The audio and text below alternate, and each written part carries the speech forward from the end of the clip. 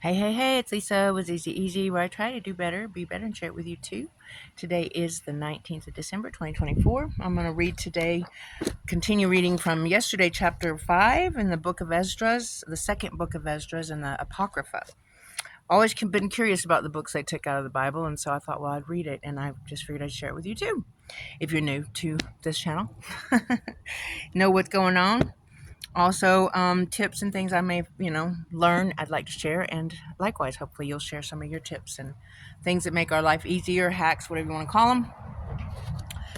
It's a beautiful day. It's a little windy, but with the sun shining on you, it's amazing. And the word of the day is epicure. I'm sure you've heard of that one.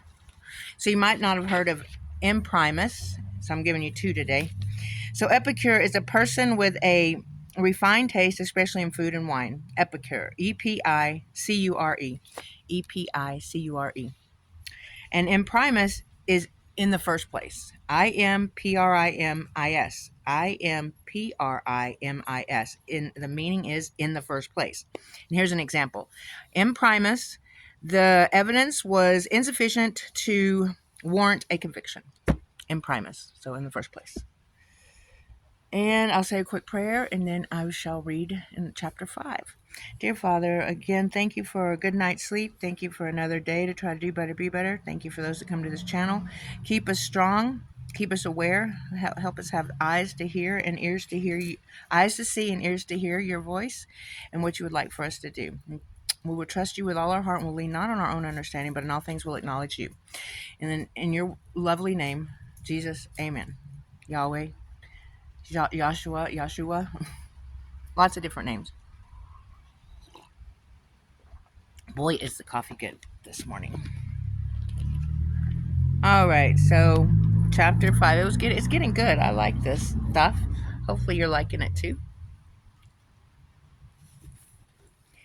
Okay, so 5 says, but about the signs, behold, the days will come when those who live on the earth will be seized with great dismay, and the way of the truth will be hidden, and the land will be barren of faith.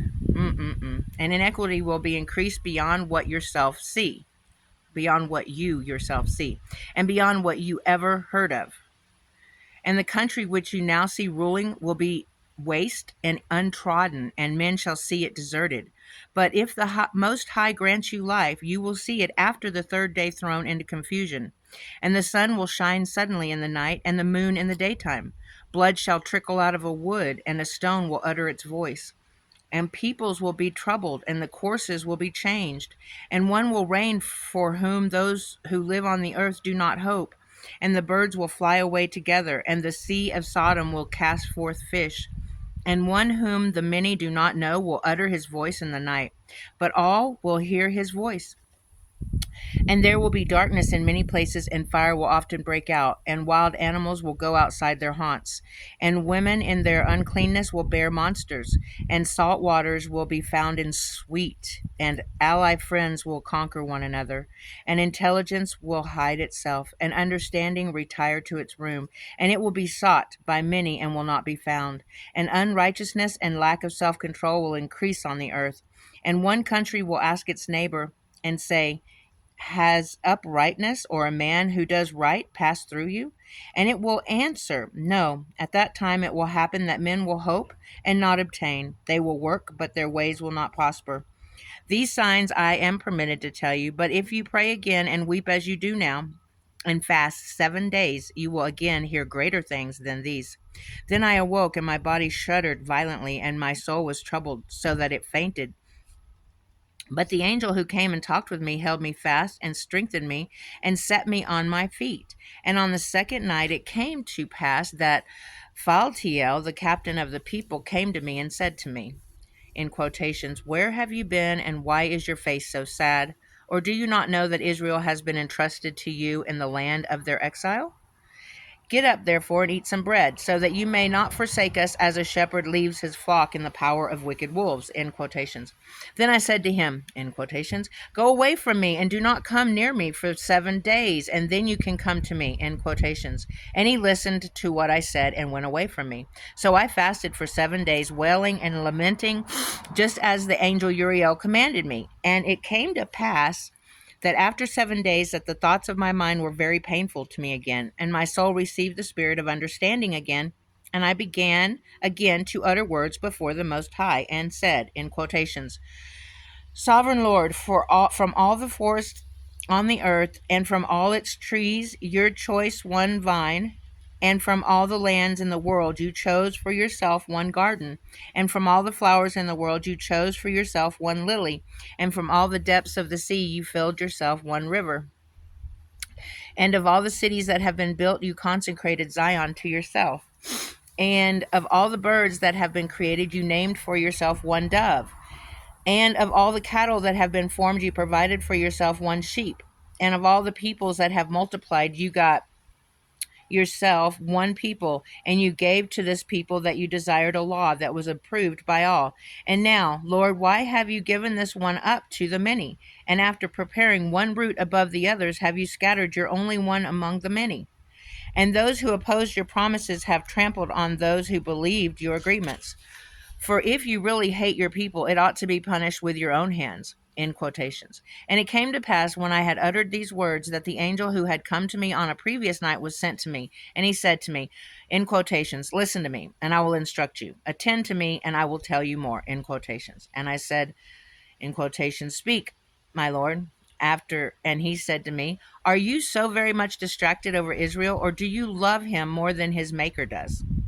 And I said, no, sir, but I spoke from grief, for my heart pains me every hour, while I strive to understand the way of the Most High, and to inquire into what his decree apportions.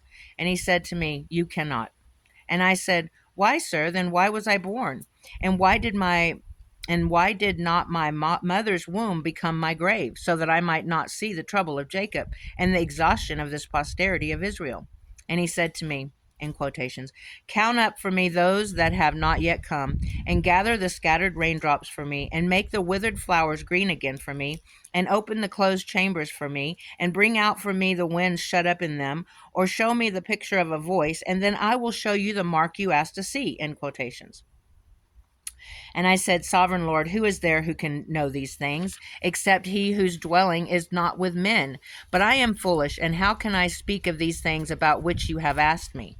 And he said to me, just as you cannot do one of these things that were mentioned, so you cannot find out my judgment or the end of the love that I have promised my people. And I said, but behold, sir, you protect those who are alive at the end. But what will those who were before us do, or we, or those who come after us? And he said to me, I will compare my judgment to a crown. Just as there is no slowness on the part of those who are last, there is no swiftness on the part of those who are first. And I answered and said, could you not have created at one time those who have been created, and those who are now, and those who are to be, so that you might show your judgment sooner? And he answered me and said, the creation cannot make more haste than the Creator, and the world cannot at one time hold all who have been created in it. Then I said, how could you say to your slave that you would surely make the creation created by you alive altogether? If therefore they are all to live at once, it can support them all at once now.